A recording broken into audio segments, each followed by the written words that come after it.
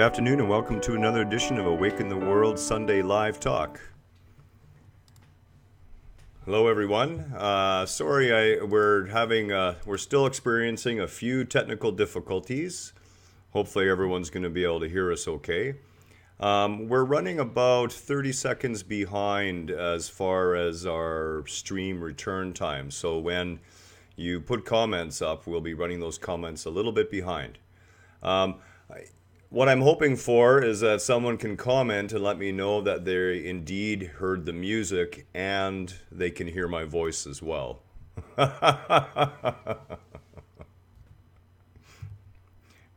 So there's a little bit of last minute confusion there that kind of messed up the things I had on the go. So I'm going to have to take a second or two and reset here. But we're going to start by talking about what it means to be a spiritual warrior.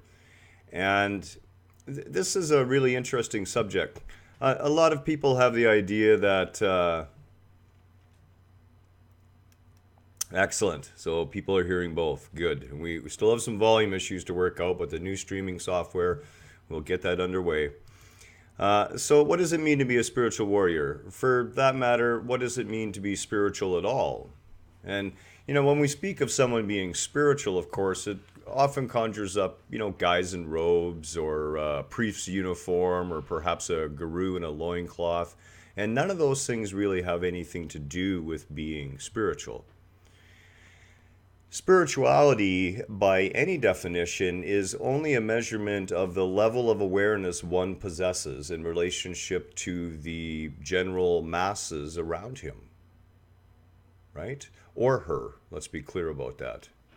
I don't want to get tied up in this gender thing. They're just labels, just words. None of the external attributes of a person have anything to do with whether or not they're a spiritual being. We're all ultimately spiritual beings, but being on a spiritual path would be being on a path towards conscious awakening. Beginning to take conscious control of your life and become aware of the conscious creator that you are. A warrior, especially a spiritual warrior, is very different from a soldier. The real difference lies in a soldier follows orders. A warrior lives by their own code. And that code is a code based on their level of awareness, okay? They are a holistic being. They understand that he or she is their own ultimate authority and they act from that place. And only that place. There are no orders to follow. That which needs to be done flows naturally from a warrior. There is no decision to make. There is only the one natural path. And I talk with my wife about this quite a few times because she is still quite tied up in her mind and in her head. So for her, oftentimes, there's 1,000 different directions or decision possibilities. Whereas for me, it all collapses down to one quite naturally, because that's the way our universe works, if you allow it to function in that way. A spiritual warrior has successfully integrated being in this world, but no longer of this world. Look, we have some people online, and I'm able to see. We haven't been able to integrate the chat into this yet, but we are integrating the chat right into the live stream for YouTube, which is where all our live chats will be taking place from here on forward. But we'll get that into the message section. So, hello, Devorah and David, Susan, Elizabeth. Nice to see you all. It's been a bit of a break. I mean, our basement is half stripped out and there's still dehumidifiers and fans going and the whole bit, and it looks kind of like a war zone, but it really doesn't bother us at all because we barely even hear it. As a matter of fact, they're going right now down in the basement and they're really not disturbing anything, so it's really okay.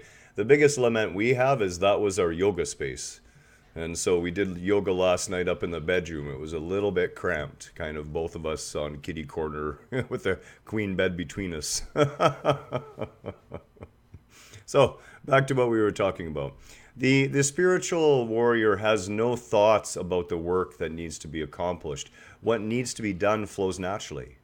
It simply must be done, and therefore pushing up against it is a waste of time. It's a form of insanity. So instead, the spiritual warrior is actually always surrendering rather than making war. Always surrendering to what is, and then taking action from that higher place. Though this spiritual warrior has the necessary skills to wreak harm, and harm can be wreaked upon others in various ways. There's not just physical, there's emotional harm, of course, and there's psychological damage we can do to people as well. And though the warrior has those skills, they are employed or used only as a very final resort. Only when all else fails and a minimal level of force has to be used.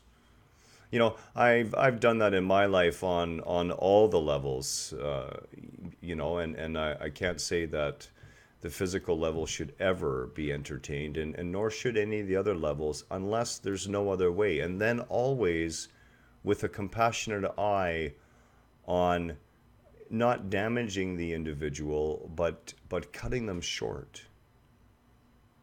I tell my wife that I slice people open, not to do them harm, but to show them themselves, to show them where the light is inside of them, so they could see they're more than they thought they were, and start letting it out. And that's all what the Course is about. A spiritual warrior has successfully integrated being in this world, but no longer of this world. His or her actions are always in alignment with serving a higher self, and because of this, no one is seen as outside of the self. All is within. The spiritual warrior never lashes out of anger.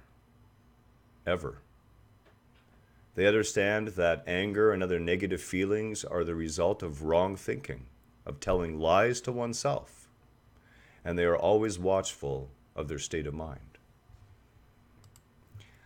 So what does that mean when it comes to us as individuals? We're not fighting a war, and we never want to think we're fighting a war. We want to understand that what we're really doing is, if we must think of it that way, it's a battle within. It's a battle inside of us today. And yeah, slicing very delicately, says Devora. And like I said, it's about a 30-second turnaround on the comments for now. We'll be able to go low latency with YouTube. So when it comes to being a spiritual warrior, we're just going to wrap up the spiritual warrior part of that. What you're really doing is you're battling with yourself, and that is not to be mistaken for an actual battle, because it's not a battle. But of course it feels like a battle lots of times.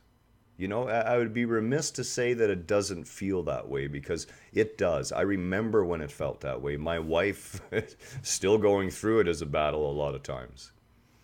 And this is the sort of thing that happens. So from that point of view of how it feels inside of you, okay, you just have to get used to watching what your mind is doing, to keep your ultimate goal in mind, and to relax on the day-to-day things. Don't be hard on yourself when you fall down. It's all right. Pick yourself up, do a little retrospection, find out where you lost consciousness, where you lost your path, and put yourself back on the path again. How? Through redirecting your thoughts into a positive vibratory state. Really simple. Cindy Redmond says, I am a spiritual warrior with a Nerf sword.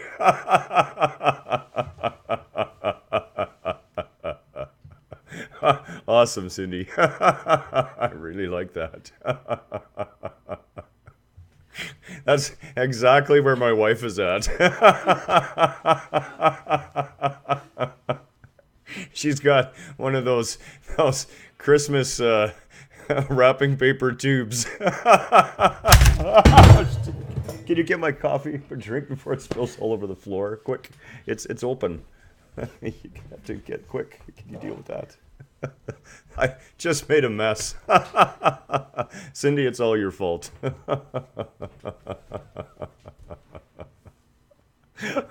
So that's Kelly running around. You're gonna have to get some more right underneath there, hon.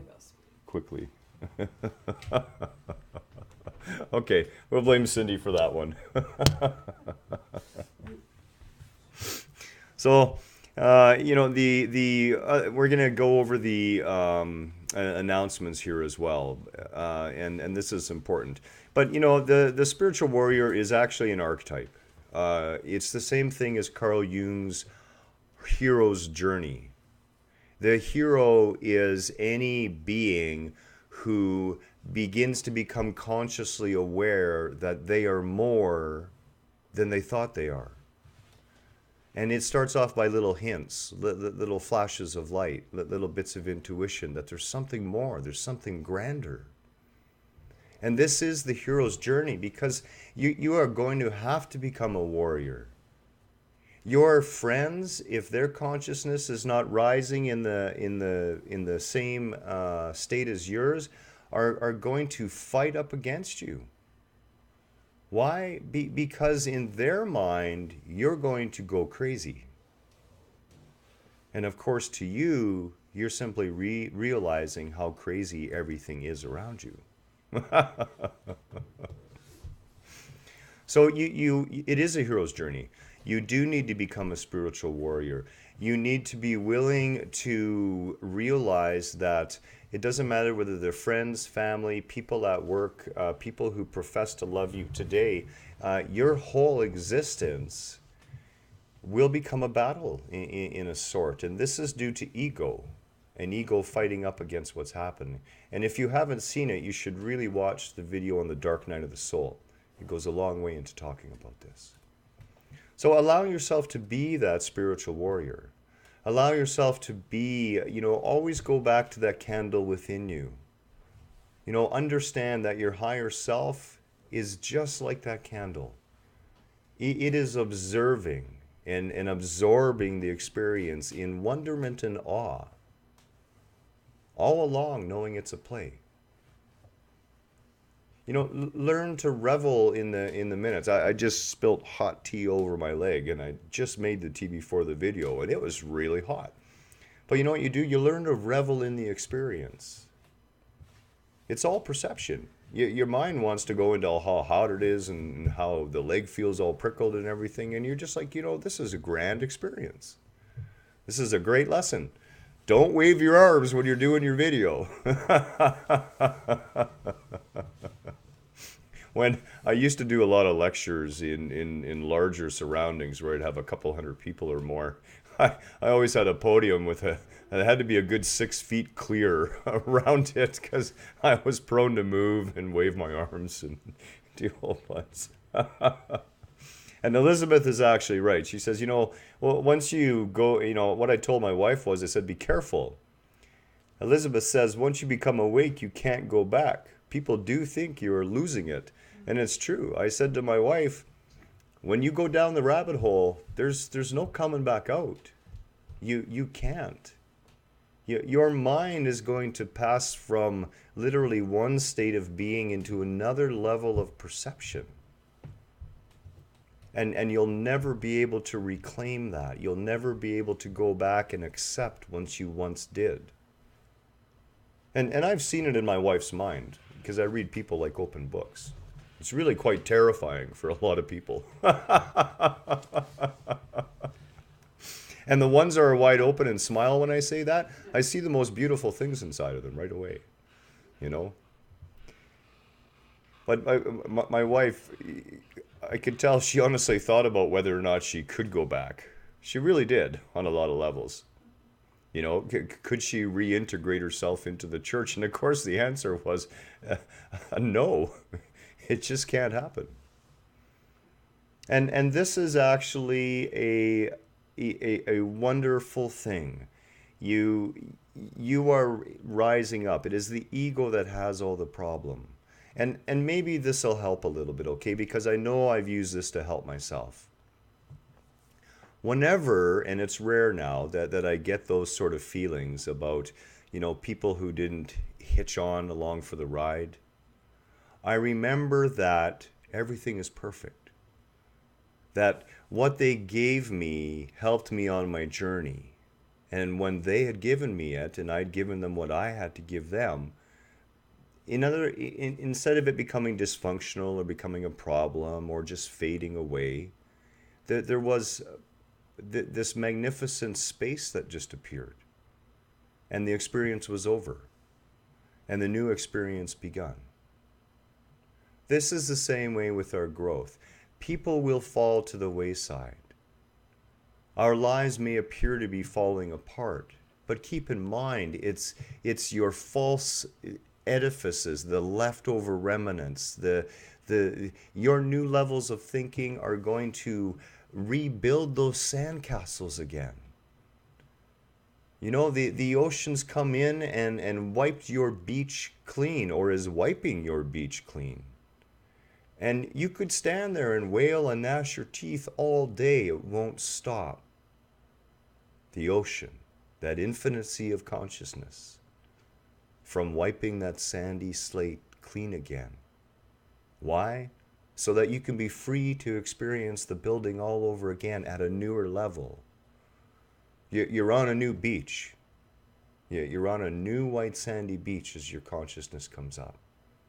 And as long as you keep looking back at that old beach, you're going to keep up bringing all those old memories and all those old things and the times when I had this or didn't have that. And in doing that, you fail to see that new beach, the one you're on now, the new gift the ocean has given you to create on. Devora says, funny you mentioned sandcastles, as my dreams revealed to me this morning, and the sand. And that's the beautiful thing about sand. It can be compared to so many things. There are as many habitable planets in this galaxy alone as there are grains of sand. It's truly amazing. That white sandy beach, emptying our cup, taking out the trash, cutting the strings, letting it go. This has been talked to us for 20,000 years now in every ancient script, in every ancient text. All the same thing. And of course, one of my favorite masters of all time, Yoda. Let go what you fear to lose the most. Of course, I don't say it quite as good as Yoda, Let go what you fear to lose the most. Okay, that doesn't really qualify. But you get the point. Okay, so we're going to carry on with some of the announcements. As I already said, and please spread this, that we're going to be doing all our live videos via YouTube Live. The reason being is this platform can be integrated much better with YouTube, and it will allow me to have the online comments right on the video, so people will be able to see that I've seen their comments, and we can answer them when necessary, and increase the interactivity. We also have better options for low latency, so we can have a more interactive discussion closer to real time. Right now it is about 30-second delay or so. The other important thing to bring up is the posting. People have come to me in private through Messenger, not really complaining, but just pointing out that there are some people posting videos and the like that don't really relate to the purpose of the group, which is raising consciousness. So I would say this: if the post is not directly related to raising consciousness and the things that involves, okay, we'll leave it up to people to use their reasonable sense. Don't post it. If you're posting your own videos to the page for the purpose of trying to spread your videos, that is not what the purpose of the group is for. I don't mind those being posted on occasion if they apply, but reciprocal posting is requested. So if you're posting your video and it does apply to the group, I would expect that I will see shares onto your page as well. And we're doing that to keep the group focused. And I really had to think about this over a few days, because my mind is to always try to keep it as open as possible. But at the same time, we really have to keep the group focused on what really matters, and that is raising consciousness. It doesn't matter what aspect of society you're in and what aspect of society you are dealing with, the answer is always the same. We can either all continue to fight and argue and scrimp and try to work our way through the band-aids that we put on the symptoms, but we're losing the war. We're losing that war on every level. It is costing more and more every year to so-called fight things like poverty and fight homelessness. Funny enough, we never fight going to war. We always have enough money for that, it seems. And foolishly illegitimate reasons to boot that society buys left, right, and center. Raising consciousness is the only path forward for the species. And our time is not as unlimited as people would believe. The clock has been ticking. And again, this is not a bad thing. It just is. What we choose to do about it, how we choose to go about dealing with it, is what's ultimately going to matter. So I think that covers off the news and announcements. We expect to be ramping things back up. We're also going to be doing a 1-hour YouTube live help session. And we would really appreciate help from our user and member base in promoting the YouTube live session, which will be there for 1 hour. And we're going to start with once a week. We're going to try and pick a time. And we welcome some suggestions and ideas about when the time would be, where people can come on and post a question right on the screen as we're doing the live, and I will give them whatever help I can. Right then, right there. Any question, any problem. All they have to be doing is to come on and do it. And we'll answer them.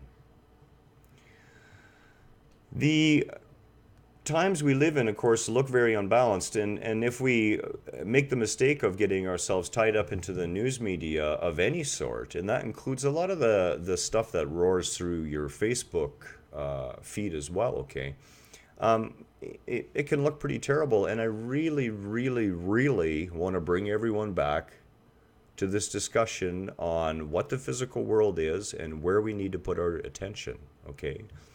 Whatever's going on right now in your existence, whatever's happening right now today, is a product of past thoughts, words, and deeds.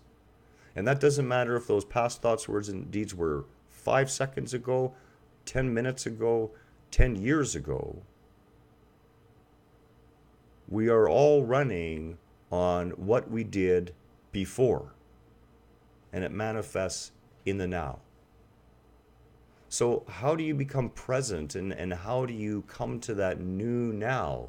And you have to learn to live that now in every moment, to surrender everything in every moment, to care more about the way you think and feel because of your thinking than you do about what your impression of someone else's opinion about you may be, or of what the world's situation may be. You see, just as personally, right now on an individual level, everything that I'm talking about, everything that I'm involved in right now in this moment has to do with past thoughts, past words, past deeds. It all brings us to this point again in this continual wave. And we actually have the ability to basically step off the wave, to get off the merry-go-round, to say, hold on. In this moment, in this conscious moment, I see things before me that I do not wish to see anymore. I feel things within me that I do not wish to feel anymore. I'm experiencing things within my life that I do not wish to experience anymore. Not a judgment on them. Not a why is this happening to me? Not a how can I get this sort of deal. But an open acceptance and a realization that one way or another, you chose all those things. Whether your actions, thoughts, and words were conscious or otherwise, you still chose them. That empowers you. That allows you to accept things for what they are and choose what to do about it. Make new conscious choices. Making choices to try to push up against and eradicate those things that we don't agree with in our life will not help. As a matter of fact, all that does is lend more energy to them and keep those leftover monuments rebuilding themselves. It's like the pyramid constantly rebuilding itself. The three great pyramids on the plains on the Giza, just rebuilding themselves every time they begin to weather. That's really what we do by putting our attention on the things that we wish would disappear. They keep rebuilding themselves over and over and over again. We keep adding energy to it. We keep adding fuel to the fire. Take your attention off it and it dies. The fire goes out, burns itself out. Take your attention off it and the edifice begins to fall apart all on its own. You don't have to do anything. You just have to focus on new thoughts, new words, a new direction. And you do that in alignment with your higher self, with your level of conscious awareness, and in line with the truth as you know it, your truth. Focus your attention, so this is what I say. If you see, and again, I'm going to go back to the example. My wife plays piano and does a little bit of piano teaching at a day school. I guess it is a preschool, a preschool. And privately ran, really nice little place, a great teacher, great little kids. And the song they were doing was about squishing bumblebees. It was a song that, about that they would sting you and that they needed to be smushed.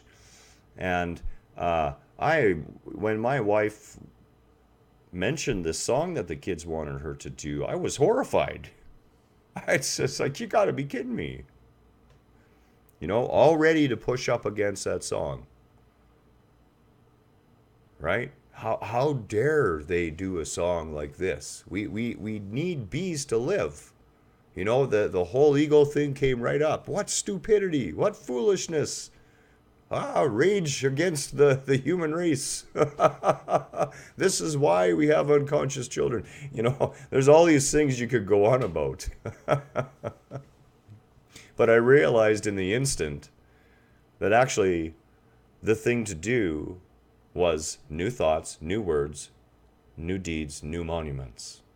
So instead I rewrote the lyrics for the song to show the kids that bees were beautiful, that they meant you no harm, that we needed them, and that they should be cared for.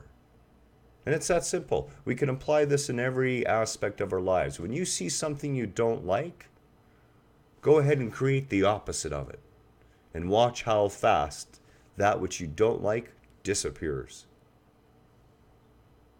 Simple formula. Easy to use.